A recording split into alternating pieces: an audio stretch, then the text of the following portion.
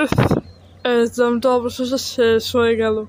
এখন আমার পরবর্তী প্ল্যানগুলো করার লাগবে, কি কি করবো এই বাকি 3 মাসে। কিন্তু কথা হচ্ছে যে করবোটা কি, ঘুরবো, খাবো দাবো, না অন্য কিছু করবো?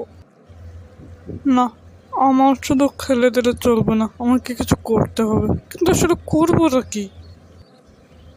হায় হায়, এই বুদ্ধিটা আগে আসেনি কেন মাথায়? অবশ্যই আমাকে বিজনেস করতে হবে। তার সাথে আরো কি কি করবো এটাও চিন্তা করতে হবে এখন।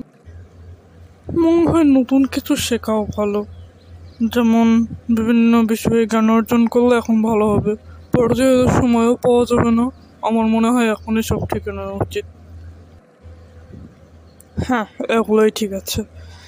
অনেক কিছু করতে হবে, যেমন কম্পিউটার শিখতে হবে, সেলাইও শেখা যাবে। আমি ছেলে মানুষ, আমি কেন সেলাই শিখবো? না না, সেলাই শেখা যাবে না, অন্য কিছু করবো।